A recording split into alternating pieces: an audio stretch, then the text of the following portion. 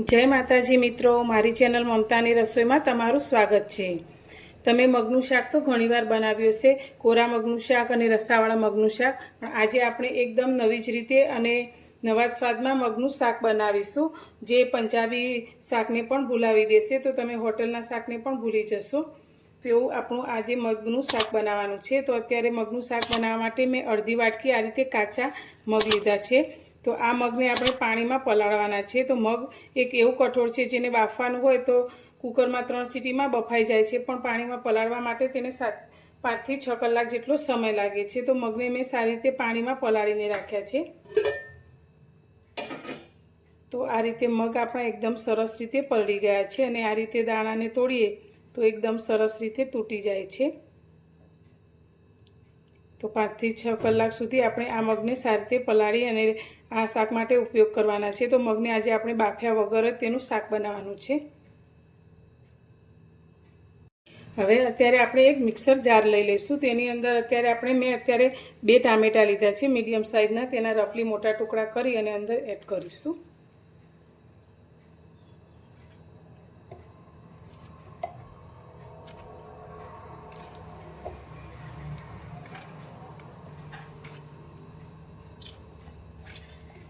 તો આ શાક ખાવામાં એટલું ટેસ્ટી બને છે કે નાના હોય કે મોટા બધાને ખૂબ જ પસંદ આવશે અને તેની સાથે રોટલી પણ ઓછી પડશે તેવું બને છે। અને અત્યારે સાથે મેં 2 મીડિયમ સાઇઝની ડુંગળી લીધી છે, જેને આપણે રફલી સમારી લઈશું। જો તમે ડુંગળી ના ખાતા હોય તો તેને સ્કીપ પણ કરી શકો છો।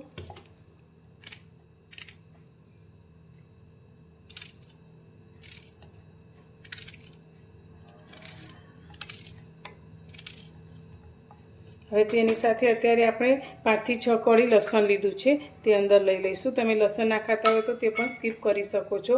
એક નાનો ટુકડો આપણે આદુનો લઈશું અને સાથે અડધી ચમચી આપણે અંદર જીરું એડ કરીશું। હવે આની અંદર બિલકુલ પાણી એડ કર્યા વગર આપણે તેને પીસી અને તેની પ્યુરી તૈયાર કરીશું। તો અહીંયા આપણે ટામેટાં અને ડુંગળીની પ્યુરી તૈયાર કરી લીધી છે। તો હવે તેને આપણે એક બાઉલની અંદર લઈ લઈશું। અત્યારે આપણે ગેસ પર એક કડાઈમાં 3 ચમચી તેલ લીધું છે। હવે તેની અંદર આપણે એક તમાલપત્ર ઉમેરીશું। તો અત્યારે ઘરમાં જે મસાલા હોય તેમાંથી જ આપણે આ શાક તૈયાર કરવાનું છે, તો પણ સ્વાદમાં એકદમ ટેસ્ટી બને છે। 2 લવિંગ અને એક ટુકડો આપણે તજનો ઉમેરીશું।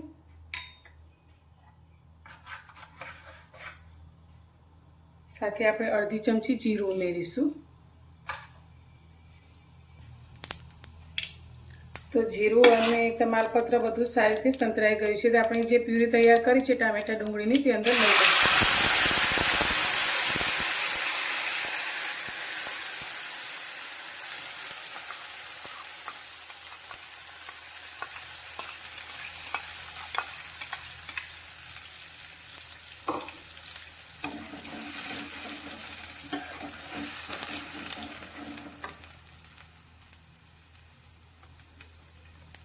હવે આપણે આ પ્યુરીને સારી રીતે સાંતળવાની છે।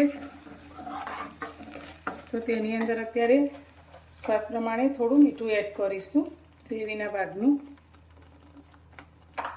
અને પ્યુરીને સારી રીતે સાંતળીશું।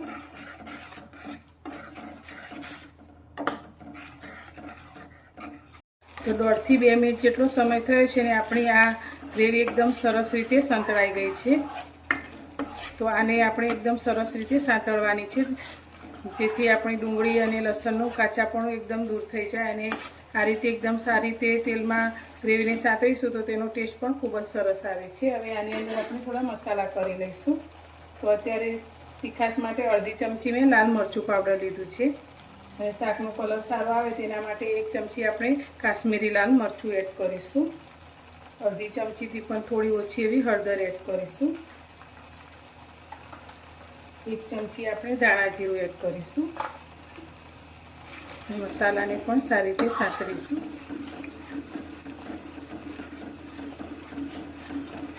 ગેસની ફ્લેમ એકદમ ધીમી રાખી અને આપણે મસાલાને સારી રીતે સાંતળવાના છે।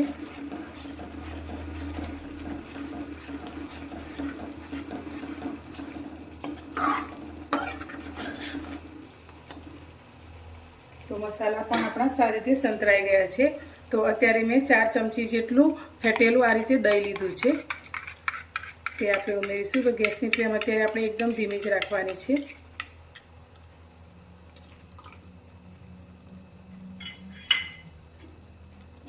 તેને પણ સારી રીતે મિક્સ કરીશું.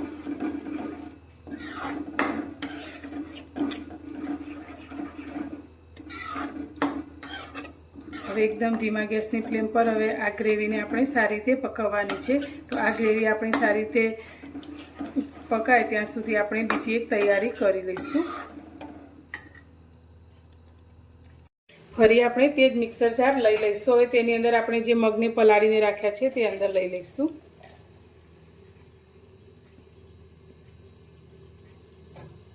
અને તેની સાથે અત્યારે મેં એક લીલું મરચું લીધું છે, જે તીખું પણ નહીં અને એકદમ મોળું પણ નહીં તેવું મીડિયમ છે, તે અંદર લઈ લઈશું. તેની સાથે આપણે એક નાનો ટુકડો આદુનો લીધો છે અને અત્યારે મેં થોડી કોથમીર લીધી છે, જેને આપણે આ રીતે સમારીને અંદર લઈ લઈશું. તમારે આદુ કોથમીર ના લેવી હોય તો તમે એકલા મરચાં સાથે પણ મગને પીસી શકો છો. આમાં ફ્લેવર માટે આપણે અડધી નાની ચમચી જેટલો અજમો ઉમેરીશું, જેનાથી ટેસ્ટ ખૂબ જ સરસ આવે છે. હવે 3 થી 4 ચમચી જેટલું અંદર પાણી ઉમેરીશું અને બધું સારી રીતે ક્રશ કરીને પીસી લઈશું. ક્રશ કરેલા મગને આપણે એક બીજા બાઉલની અંદર લઈ લઈશું.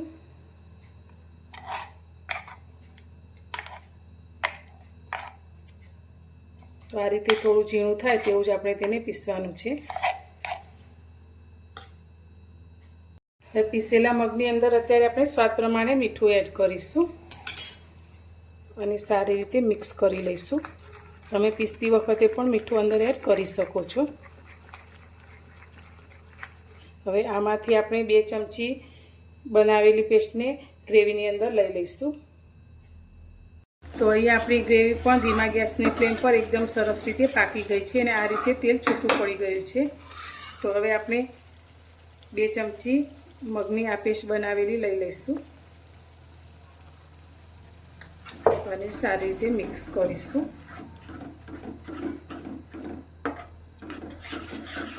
તો આ રીતે પેસ્ટ અંદર ઉમેરવાથી ગ્રેવી આપણી થોડી ઘટ થશે અને ટેસ્ટ પણ ખૂબ જ સરસ આવશે. તો અહીંયા ગ્રેવી આપણી આ રીતે એકદમ ઘટ થઈ ગઈ છે. તો હવે તેની અંદર આપણે પાણી રેડીશું. તો પહેલાંથી આપણે થોડું પાણી વધારે રેડીશું, એટલે અત્યારે 1.5 ગ્લાસ જેટલું આપણે પાણી અંદર ઉમેરીશું અને બધું જ સારી રીતે મિક્સ કરી લઈશું.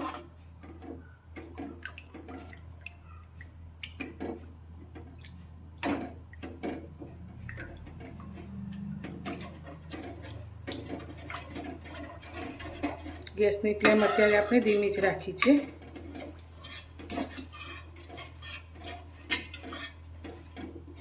હવે ધીમા ગેસની ફ્લેમ પર આપણી આ ગ્રેવી ઉકળે છે ત્યાં સુધી આપણે એક બીજું કામ કરી લઈશું.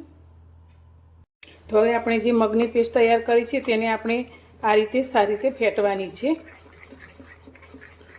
એકદમ ફ્લફી આપણું આ મિશ્રણ થઈ જાય ત્યાં સુધી તેને ફેટીશું.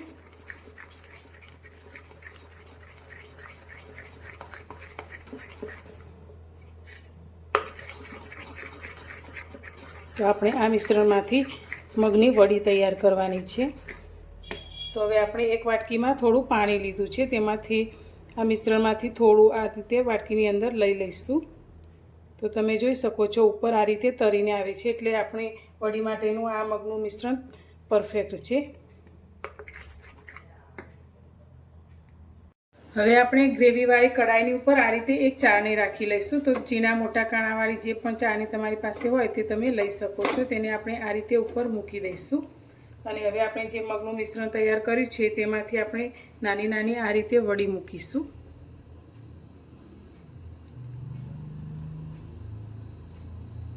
ગેસની ફ્લેમ અત્યારે આપણે મીડિયમ કરી દઈશું.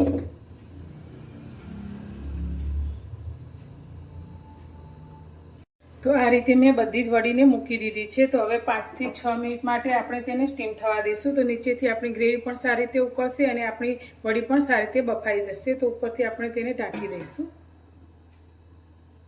તો 6 થી 7 મિનિટ જેટલો સમય થયો છે અને વડી આપણી જોઈએ તો એકદમ સરસ રીતે બફાઈ ગઈ છે. તમે જોઈ શકો છો ચાળણીમાંથી તે અલગ થઈ જાય છે. તો હવે તેને આપણે કાઢી લઈશું.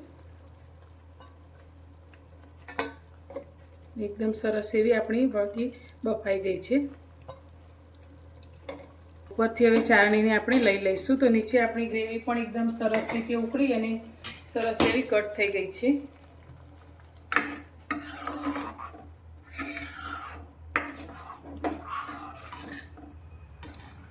તો આપણી વડી પણ તૈયાર થઈ ગઈ છે. તો આ વડીને તમે આ રીતે એમનેમ જ ખાશો તો પણ ખૂબ જ ટેસ્ટી લાગે છે. તો હવે આપણે આ વડીને શાકની અંદર લઈ લઈશું અને સારી રીતે મિક્સ કરીશું. હવે ફરી એકાદ મિનિટ જેવું આપણે આ શાકને થવા દઈશું, જેથી ગ્રેવીનો ટેસ્ટ આપણી વડીની અંદર આવી જાય અને એકદમ ટેસ્ટી એવું આપણું શાક તૈયાર થાય. તો અત્યારે ગેસની ફ્લેમ મીડિયમ રાખી અને તેને 1 મિનિટ માટે થવા દઈશું.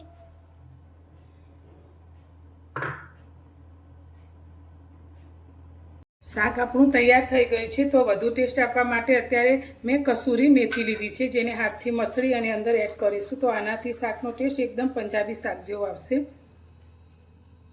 અને સાથે ઉપરથી આપણે થોડા લીલા ધાણા લઈ લઈશું.